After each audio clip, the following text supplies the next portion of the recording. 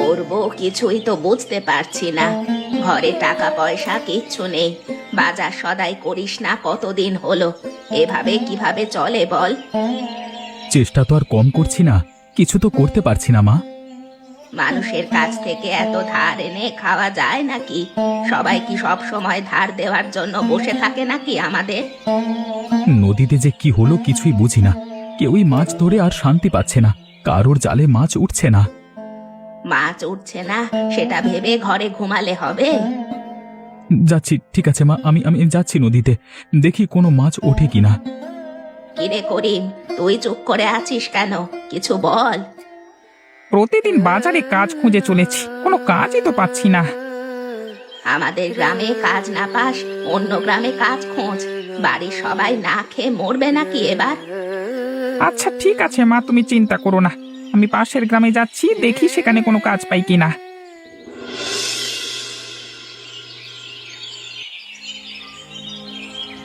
কিরে নরেশ, তুই যে খালি হাতে ফিরে আসলি, আজকেও কি কোনো মাছ পাসনি? সেই ভোরবেলায় তুমি উঠিয়ে পাঠিয়েছো, তখন থেকে কতভাবে চেষ্টা করে গেলাম, কোনোভাবেই মাছের দেখা পেলাম না। তোরা কি প্রতিদিন একই জায়গায় জাল ফেলিস নাকি? একটু আলাদা আলাদা জায়গায় জাল ফেলতে পারিস না? কি বলছো তুমি মা? আমরা কি এক জায়গায় জাল ফেলি নাকি? সবারই তো একই অবস্থা। তুমি খোঁজ নিয়ে দেখো, কারোর জালে মাছ উঠছে না, সেখানে আমি কি করব? আমি যে কি করব তোদেরকে নিয়ে সেটাই বুঝতে পারছি না। সবাই না খেয়ে থাকবে নাকি এখন? করিম গেল না? করিম ফিরে এসেছে, কিছু জোগাড় করতে পারিনি।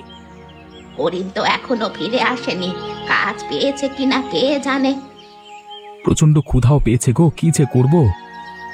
বাড়িতে কোনো খাবার নেই, বসে থাক। খাবারের কোনো ব্যবস্থা হলে জানাবো, তখন খেতে আসিস।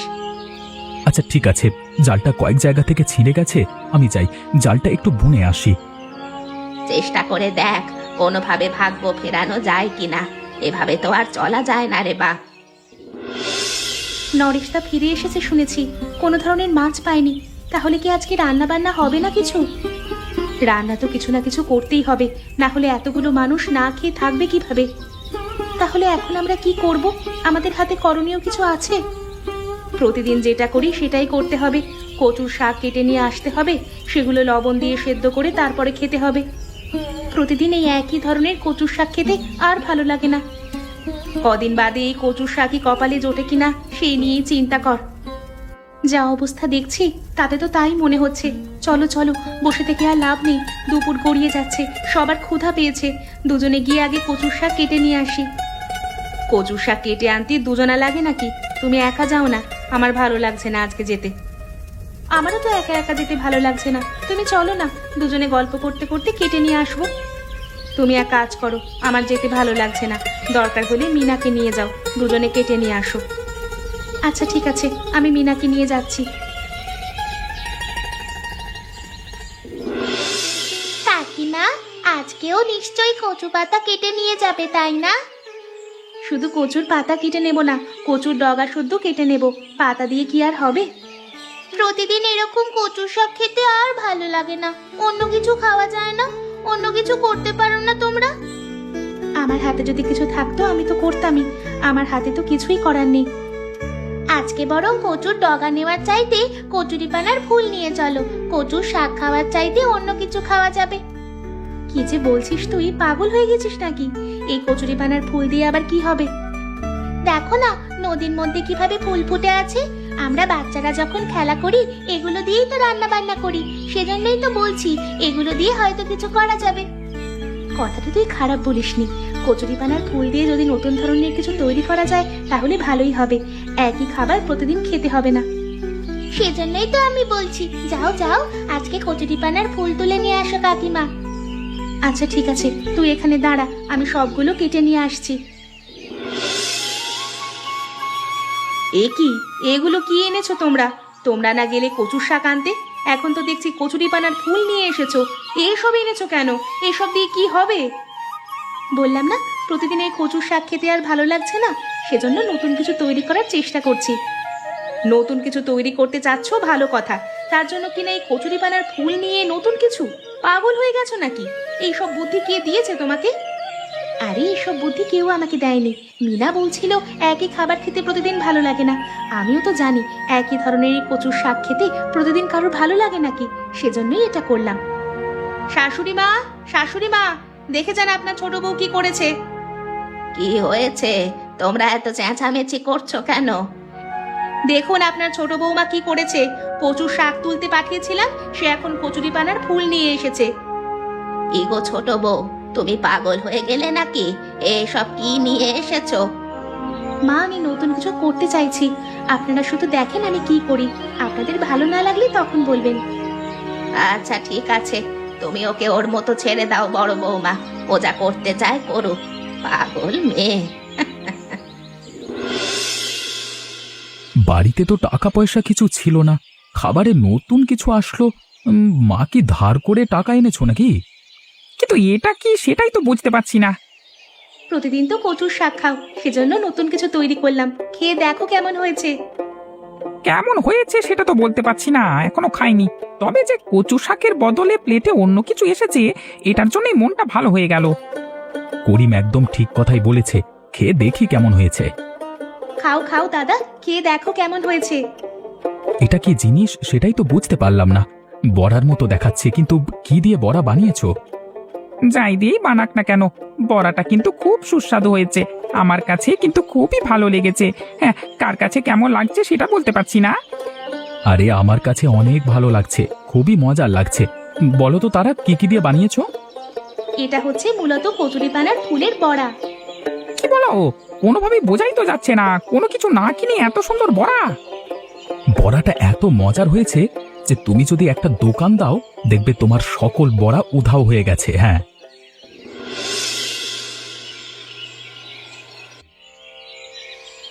কি গো, কি হয়েছে তোমার? এভাবে মন খারাপ করে বসে আছো কেন? আর মিনাকে দেখতে পাচ্ছি না, মিনা কোথায়? মিনা ও ঠাকুমার কাছে, সেখানেই ঘুমিয়ে গেছে হয়তো। ও আচ্ছা আচ্ছা, ভালো হয়েছে। কিন্তু তুমি এভাবে মন খারাপ করে বসে আছো কেন? কি হয়েছে আমাকে বলবে তো? তোমার কাছে আর কি বলবো? তুমি কি কখনো আমাকে বুঝেছো? তুমি তো অন্য নারীর প্রশংসা করো। কি হয়েছে বাবা, আমাকে একটু বুঝিয়ে বলো। তোমার এই প্যাঁচের কথা আমি মোটেও বুঝতে পারি না। এখন তো বুঝতে পারবে না, তখন তো বারবার তারা সুনাম করছিলে, এমনকি দোকান দেওয়ার কথা বললে। তারা তো দোকানও দেবে সিদ্ধান্ত নিয়েছে। তারা যদি কিছু করতে পারে এবং আমাদের পরিবারের উপকার হয়, তাতে ক্ষতি কি? তুমিও তারাকে সাহায্য করো। আমি কিনা ওই তারাকে সাহায্য করতে যাব? আমার আর খেয়ে দিয়ে কাজ নেই। মানুষকে হিংসে করে লাভ হয় না, যদি তুমি নিজে কিছু করতে পারো সেটা করে দেখাও। ওই তারার জন্য তুমি আমাকে হিংসুক বললে তো? ঠিক আছে, সময় হলে না আমিও বুঝিয়ে দেব। কি গো বড় বৌমা, দুপুর যে গড়িয়ে চললো, তুমি কি না এখন রান্না বসিয়েছো? সারাদিন কি করছো? আমি একা মানুষ, কত কিছু করব বলুন? তারাকে বলতে পারেন না? তারা তো কিছুই করে না। এটা তুমি কেমন কথা বলছো বড় বৌমা? সংসারটা এক হিসেবে তারা তো এখন চালায়। সকালে উঠে বাড়ির সমস্ত হাঁড়ি পাতিল ধুয়ে তারপর দোকানে চলে যায় বড়া বিক্রি করার জন্য। রাতে এসে আবারও সাহায্য করে। এরপর আর কি বলতে চাও ওকে? আর এদিকে যে সারাদিন আমি বাড়ির সমস্ত কাজ করি, সেটা আপনি দেখতে পাচ্ছেন না?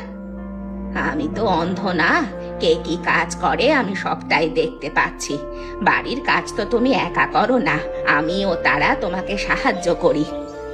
আপনি আমাকে কই সাহায্য করেন? আপনি তো তারাকেই সাহায্য করেন। তারার দোকানে অনেক লোকের ভিড় লেগে থাকে, সেজন্যই সেখানে বেশিক্ষণ থাকতে হয় আমাকে।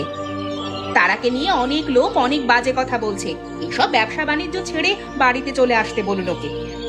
তোমার মাথা কি পাগল হয়ে গেছে? যার অবদানে খেতে পারছো তাকে নিয়ে উল্টো পাল্টা কথা বলছো। তারার কাজ তারা করবে, তোমার কাজ তুমি করো। তাড়াতাড়ি রান্না বান্না সারো।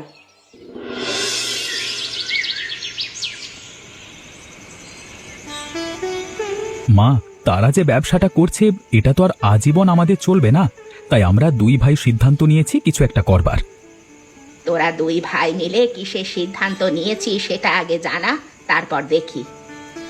এখন তো তারার কিছু জমানো টাকা আছে, আমরা দুই ভাই চাচ্ছিলাম সেই টাকাগুলো নিয়ে শহরে যাব, সেখানে কোনো একটা ব্যবসা করব। তোরা গ্রামের ছেলে, শহরে গিয়ে ব্যবসা করতে পারবি তো বাপ? মা, সারা জীবন এরকম গ্রামে বসে থাকলে তো আর কিছুই হবে না। শহরে গিয়ে দেখতে হবে, ভাগ্য খুললে সেখানেই খুলবে। আমি এখন বুড়ো হয়ে গেছি, তোরা বড় হয়েছিস, বিয়ে করেছিস, আমার চাইতে সবকিছু এখন তোরাই ভালো বুঝিস। তোরা যেটা ভালো মনে করিস সেটাই কর, এতে আমার কোনো আপত্তি নেই। আমরা তারার সাথে কথা বলেছি, তারা নিজেই আমাদের এটা করতে বলেছে। পরিবারের সবাই তো এখানে আছে, আলোচনা হয়েছে। যেহেতু তোরা এটা করতে চাচ্ছিস, আমি আর না করব কেন? তোমরা সবাই অনুমতি দিলে কালকে সকালেই আমি আর করিম চলে যাব শহরের দিকে।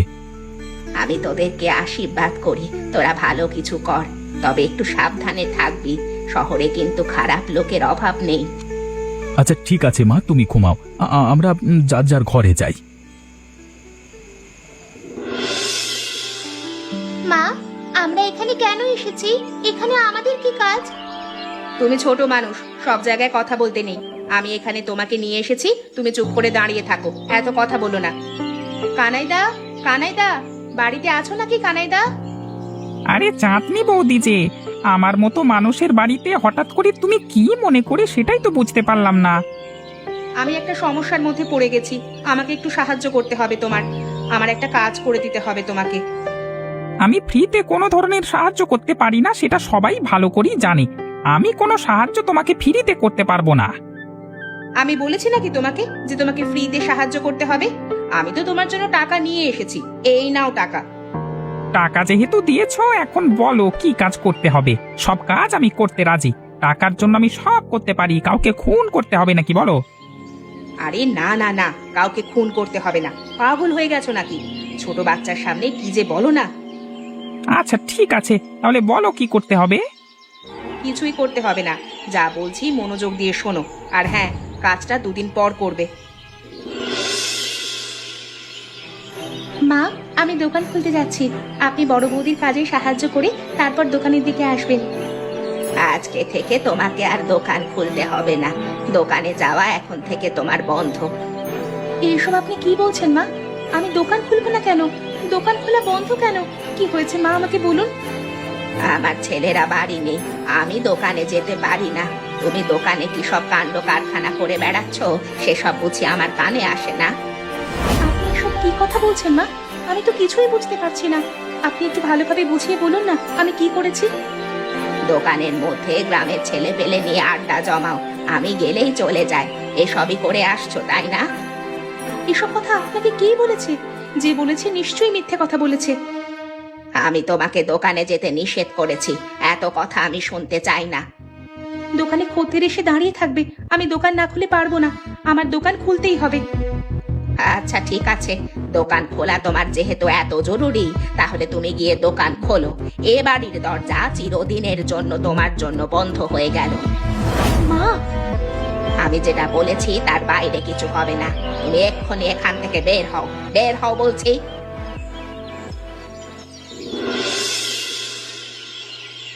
কে কোথায় আছো মা? বাড়িতে আছো তোমরা? কে কোথায় আছো? এদিকে আসো। এ কি বাবা, তোদের এই অবস্থা কেন? কি হয়েছে তোদের? এতদিন তোরা কোথায় ছিলি? তোদের কোনো খোঁজ খবর পাচ্ছিলাম না কেন? মা, আমরা যে বেঁচে ফিরতে পেরেছি এটাই অনেক। আমাদের সমস্ত টাকা পয়সা ছিনিয়ে নিয়ে গেছে ছিনতাইকারী এবং আটকে রেখে মারধর করেছে এতদিন। টাকা পয়সা কিচ্ছু লাগবে না, আমার ছেলেরা আমার বুকে ফিরে এসেছে, এটাই অনেক। তারা কোথায় মা? তারাকে তো দেখতে পাচ্ছি না। তারার কথা পরে বলবো, এদিকে অনেক বড় কাহিনী হয়েছে। আয় বাবা, তোরা ঘরে আয় আগে। তারার কি হয়েছে বলো মা, সেটা আগে শুনতে চাই আমি। তোমার বউ আমাদের পরিবারের সাথে থাকবে না, আলাদা হয়ে গেছে এবং পাড়ার অনেক ছেলে নিয়ে দোকানে আড্ডাবাজি করে।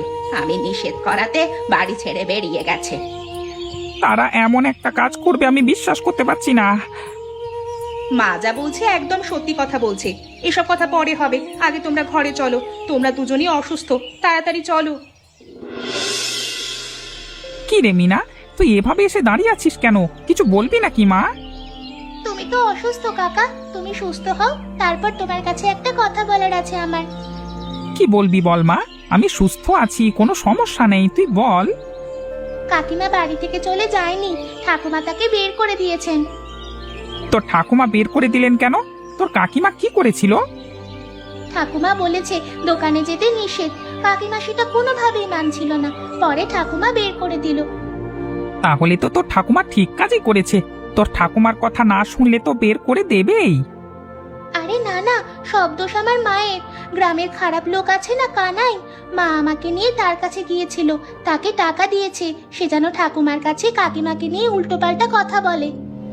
কি বলছিস তুই? এসব সত্যি বলছিস তো? আর আর কি বলেছে? তারপর আর কি, নিশ্চয়ই সেই কানাই কাকা ঠাকুমার কাছে উল্টোপাল্টা কথা বলেছে, যেটা বিশ্বাস করেই ঠাকুমা কাকিমাকে বের করে দিল। আমি এসব কথা বলেছি, তুমি যেন আবার বলে দিও না। আমি যাই কাকা।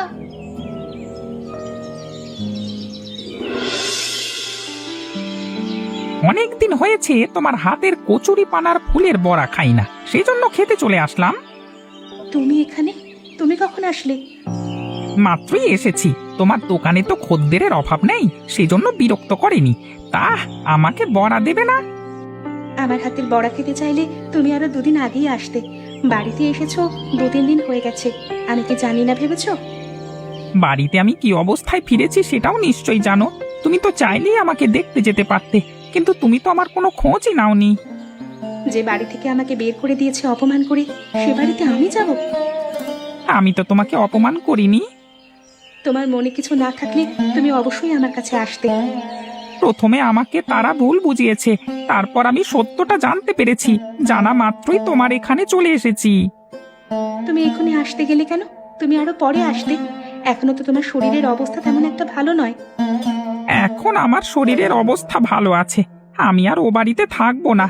এখন থেকে আমি তোমার সাথেই থাকবো, আর দুজনে এখানে ব্যবসা করব। তাহলে তো আমার জন্য ভালোই হয়। আমি একা হাতে সামলাতে পারছিলাম না। যা টাকা পয়সা ছিনতাই হয়েছে তা বাদ দাও, নতুন করে আমার সাথে শুরু করো। তুমি এখানে কেন এসেছো বৌদি? তোমার এখানে কোনো কাজ আছে নাকি অন্য কোনো মতলব? আমি আমার ভুল বুঝতে পেরেছি, খুবই বিপদে পড়ে এখানে এসেছি। তোমরা সাহায্য না করলে আমাদের আর যে কেউ নেই। যখন তারার সাথে এরকম খারাপ জঘন্যতম ব্যবহার তুমি করেছিলে, তখন সব মনে ছিল না? আমি ভুল করেছি, আমি হিংসে করেছি। আমাকে তোমরা ক্ষমা করে দাও। এখন আমাদেরকে সাহায্য করো দয়া করে। কি হয়েছে? কি সমস্যার মধ্যে পড়েছো? কি সাহায্য লাগবে বলো। তোমাদের দাদা নরেশ খুব অসুস্থ, টাকার জন্য চিকিৎসা করাতে পারছি না। তার উপর বাড়িতে কোনো খাবার নেই, মেয়েটা না খেয়ে আছে, কান্নাকাটি করছে। শাশুড়ি মায়ের শরীরটাও ভালো নেই, কি করব কিছুই বুঝতে পারছি না। তখন তো তোমাদের জন্য তারা এত কষ্ট করে সবকিছু করলো, তখন সব মনে ছিল না? চুপ থাকো। এরকম একটা অবস্থা, এখন তুমি কিনা এসব বলছো? অবশ্যই বলা উচিত। এখন এরা ভেবেছে যে টাকা আছে তা দিয়ে চলতে পারবে, সেই জন্য তোমার বিরুদ্ধে ষড়যন্ত্র করেছে। এখন এসেছে সাহায্য চাইতে। ষড়যন্ত্র করলে চাঁদনি বৌদি একা করেছে, বাকিরা তো কোনো অপরাধ করেনি। তারা কেন শুধু শুধু কষ্ট পাবে? তোমাদের যত ইচ্ছা আমাকে শাস্তি দিও, এখন তো চলো। আর কোনো শাস্তি তোমাকে দিতে চাই না, তোমরা শাস্তি পেয়েছো, চলো।